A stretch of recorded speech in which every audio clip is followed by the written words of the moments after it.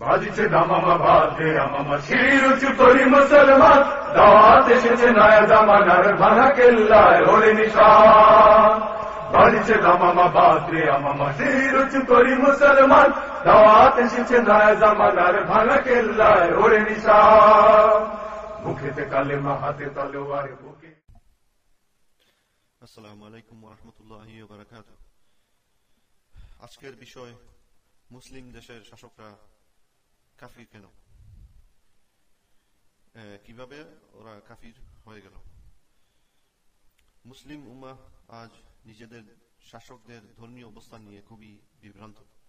তারা ইসলামের শত্রু না মিত্র, এ নিয়ে বিতর্কের কোনো শেষ নেই। কুরআন ও হাদিসের আলোকে আমাদের মুসলিম দেশের শাসকরা কিভাবে কাফিরে পরিণত হয়েছে তা তুলে ধরা হলো। প্রথম কারণ হচ্ছে তাওহীদের প্রথম ভিত্তির সীমা লঙ্ঘন। তাওহীদের দুটি ভিত্তি আছে, তা হলো তাগুতকে অস্বীকার করা আর আল্লাহতে ঈমান আনা। তারা তাগুতকে অস্বীকার না করে নিজেরাই তাগুতে পরিণত হয়েছে।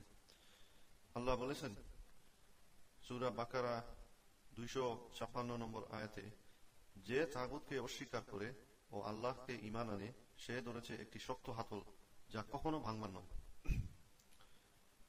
তাগুত হচ্ছে আল্লাহ ছাড়া যার ইবাদত অনুসরণ ও মান্য করা হয়। শাসকরা আল্লাহর আইনকে অবজ্ঞা করে নিজের মনের মতো আইন প্রণয়ন করে, যেমন গণতন্ত্র, স্বৈরতন্ত্র। আইন প্রণয়ন করার একমাত্র মালিক আল্লাহ, আর যে কেউ আল্লাহর নাম ও গুণাবলীর অধিকারী দাবি করে সে তাগুত হয়ে যায়। সব তাগুতরা হচ্ছে কাফির। যেমন আল্লাহ তাআলা আইন প্রণয়নকারী, আর ওরা দাবি করে যে ওরাই আইন প্রণয়নকারী। আরেকটি তাগুত হচ্ছে জাতিসংঘ। মুসলিম দেশের শাসকরা জাতিসংঘের কাফিরদের আইনে বাধ্য হয় এবং নিরাপত্তা পরিষদের 5টি প্রধান কাফির রাষ্ট্রের নেতৃত্ব গ্রহণ করে। আল্লাহ তাআলা বলেছেন ওই তাগুত সম্পর্কে, তুমি কি তাদের চেয়ে দেখোনি যারা ভান করে যে তারা বিশ্বাস করে, যা তোমাদের কাছে ও তোমাদের পূর্ববর্তীদের কাছে অবতীর্ণ হয়েছে। তারা বিচার খুঁজতে যায় তাগুতের কাছে, যদিও তাদের নির্দেশ দেওয়া হয়েছিল তাকে অস্বীকার করতে। সূরা 4 নম্বর সূরা 7 নম্বর আয়াত।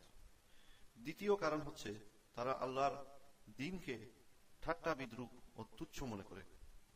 রাসূল সাল্লাল্লাহু আলাইহি সাল্লাম বলেছেন, যে আমার উম্মাহকে ও সাহাবীদের নিয়ে উপহাস করে আমার কাছে তার জীবনের কোনো নিরাপত্তা নেই। তাই আমরা দেখি প্রায় সব মুসলিম দেশে ইংরেজি শিক্ষাকে আরবি শিক্ষার উপর প্রাধান্য দেওয়া হয়। আরবি শিক্ষাকে গোঁড়া বলে বিবেচনা করা হয়। চোরের হাত কাটা, জিনাকারীর পাথর মারা, পতিতাবৃত্তিতে বাধা দেওয়া সহ অনেকগুলো বিধানকে বর্বর, নিষ্ঠুর বলে গণ্য করা হয়। তারা মনে করে যে আধুনিক বিশ্বে শরিয়া প্রযোজ্য নয়। অনেক মুসলিম দেশে বিশ্ববিদ্যালয়ে মহিলাদের পর্দা করা নিষিদ্ধ করা হয়েছে। টিভি চ্যানেলগুলোতে আজান বা কোরআন প্রচার করার পরপরই সুদভিত্তিক এই ব্যাংক সাংস্কৃতিক অনুষ্ঠান প্রচার করা হয়, যা ইসলামকে নিয়ে উপহাস করা ছাড়া আর কিছুই নয়। আল্লাহ তাআলা বলেছেন, তুমি যদি ওদের প্রশ্ন করো, ওরা নিশ্চয়ই বলবে আমরা তো শুধু আলাপ আলোচনা, ক্রীড়া কৌতুক করছিলাম। বলো, তোমরা কি আল্লাহ, তার বাণীসমূহ ও তার রাসূলকে নিয়ে ঠাট্টা করছিলে? অজুহাত দেখিও না, তোমরা কাফির হয়ে গেছো বিশ্বাস স্থাপন করার পর। সূরা তাওবা 65 নম্বর আয়াতে আল্লাহ বলেছেন। তৃতীয় কারণ হচ্ছে কাফিরদের সাথে তাদের মিত্রতা বা সহযোগিতা। আল্লাহ তাআলা বলেছেন, ইয়া আইয়ুহাল্লাযীনা আমানু লা তাত্তাখিযুল ইয়াহুদা ওয়ান নাসারা আউলিয়া বা'দুহুম আউলিয়াউ বা'দ ওয়া মান ইয়াতাওয়াল্লাহুম মিনকুম ফাইন্নাহু মিনহুম। আল্লাহ বলেছেন, হে মুমিনগণ, তোমরা ইহুদি আর খ্রিস্টানদের সাথে বন্ধুতা বা মিত্রতা করো না, বরং তারা একে অপরের বন্ধু বা মিত্র। যে তাদের সাথে মিত্রতা করে সে তাদেরই একজন, মানে কি, সে কাফির। একটা উদাহরণ দিই। বদরের যুদ্ধে কিছু মুসলমান লোক মাতৃভূমি এবং পারিবারিক কারণে কাফির কুরাইশদের দলে অংশগ্রহণ করেছিল। পরে সাহাবীগণ তাদের হত্যা করেন এই জন্য যে তারা কাফিরদের দলে ছিল। তারা ধর্মত্যাগ করেছে কাফিরদের সাথে মিত্রতা করার কারণে, যদিও তারা লা ইলাহা ইল্লাল্লাহ মুখে বলতো। মুসলিম দেশগুলো যেমন তুর্কি, মিশর, কাতার, তাদের সাথে ইসরায়েলের নিরাপত্তা চুক্তি রয়েছে। সৌদি আরবের নিরাপত্তা চুক্তি রয়েছে আমেরিকার সাথে। তারা প্রতিবেশী রাষ্ট্রের বিরুদ্ধে আমেরিকার সাথে মিত্রতা করেছে, যেমন ইরাক। উপসাগরীয় যুদ্ধে সৌদি আরবে আমেরিকার সামরিক ঘাঁটি বসিয়ে মুসলমানদের বিরুদ্ধে যুদ্ধ করতে সহায়তা করেছে, যদিও ইরাক কখনো সৌদি ভূমিতে প্রবেশ করেনি। ওরা জাতিসংঘে পয়সা দেয়, জাতিসংঘে সৈন্য পাঠায়, বাংলাদেশ, পাকিস্তান এরা সৈন্য পাঠায় সাহায্য করার জন্য। চতুর্থ কারণ হচ্ছে তারা গণতন্ত্র সহ অন্যান্য নতুন ধর্ম অবলম্বন করছে। তারা বিশ্বাস করে প্রজাতন্ত্রের সকল ক্ষমতার মালিক জনগণ, আল্লাহ নয়। কিন্তু আল্লাহ বলেছেন, আর যখন তোমরা মানুষের কোনো বিচার মীমাংসা করতে আরম্ভ করো তখন মীমাংসা করো ন্যায় শরীয়ত ভিত্তিক। ন্যায় ভিত্তিক বলা হয়েছে মানে কি? শরীয়ত। কারণ আল্লাহ বলেছেন, ওয়ামান লাম ইয়াহকুম বিমা আনজালাল্লাহু ফাউলাইকা হুমুজ জালিমুন, যে আমি যা দিয়েছি, শরীয়ত দিয়েছি, তা দ্বারা শাসন করে না, তারা জালিম। তাই না? গণতন্ত্র হচ্ছে একটি দিন বা ধর্ম। আল্লাহ বলেন, নিঃসন্দেহে আল্লাহর নিকট গ্রহণযোগ্য একমাত্র দিন ইসলাম। সূরা 3 নম্বর সূরা 19 নম্বর আয়াত। ইউসুফ আলাইহিস সালাম বলেছেন, আমি ওইসব লোকের ধর্ম পরিত্যাগ করছি যারা আল্লাহর প্রতি বিশ্বাস স্থাপন করে না এবং পরকালে অবিশ্বাসী। আমি আপন পিতৃপুরুষ ইব্রাহিম, ইসহাক ও ইয়াকুবের ধর্ম অনুসরণ করছি।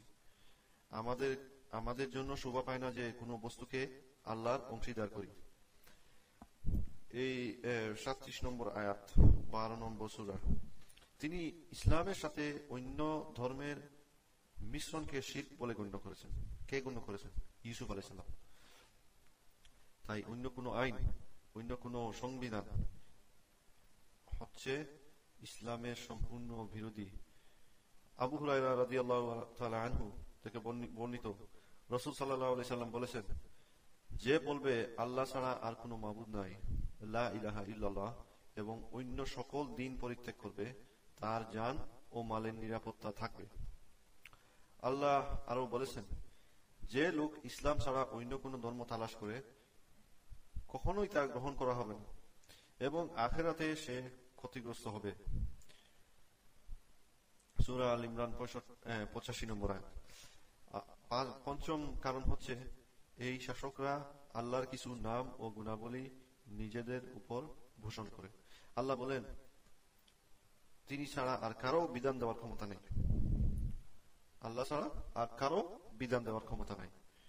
বর্তমান বিশ্বে গণতান্ত্রিক ব্যবস্থা চালু করে মানুষ নিজেরাই আইন সৃষ্টি করছে, যেখানে আল্লাহ তাআলা কাউকে এই অধিকার দেননি। তারা মদ, জুয়া, পতিতালয়, সিনেমা, গান বাজনা সহ অনেক হারাম কাজকর্মের লাইসেন্স দেয়, যা আল্লাহ তাআলা হারাম করেছেন। অনেক মুসলিম দেশে মহিলারা পর্দায় বেরোলে শাস্তি হয়। তারা মানুষের আইন ভঙ্গ করলে শাস্তি দেয়, কিন্তু আল্লাহর আইন ভঙ্গ করার কারণে কখনো কোনো শাস্তি দেয় না, বরং ওরা আল্লাহর আইন ভঙ্গ করার জন্য সহায়তা করে।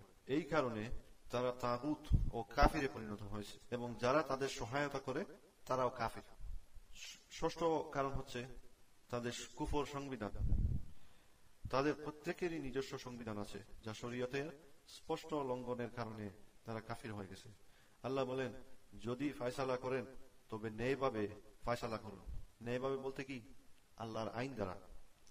নিশ্চয়ই আল্লাহ সুবিচারকারীদের ভালোবাসেন। 5 নম্বর সূরা 42 নম্বর আয়াত। আল্লাহ তাআলা সাবধান করেছেন আরেকটি আয়াতে, আফা হুকমুল জাহিলিয়াতি ইয়াবগুনা ওয়া মান আহসানু মিনাল্লাহ হুকমুল লিকাউমি ইউকিনুন। তারা কি জাহেলিয়াত আমলের ফয়সালা কামনা করে? আল্লাহ অপেক্ষা বিশ্বাসীদের জন্য উত্তম ফয়সালাকারী আর কে? আল্লাহ আরো বলেছেন, আল্লাহ ছাড়া কারো নির্দেশ চলে না।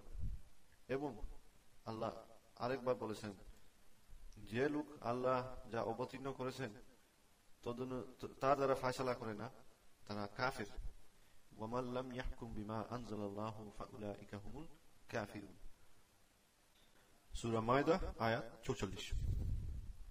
তাই সম্মানিত মুসলিম ভাইদের প্রতি অনুরোধ, এইসব তাগুতের থেকে আপনারা দূরে থাকুন। এদেরকে কোনো সাহায্য করবেন না, বরং এদেরকে উৎখাত করে আল্লাহর আইন প্রতিষ্ঠা করুন। ওয়া আখিরু দাওয়ানা আনিল হামদুলিল্লাহি রাব্বিল আলামিন।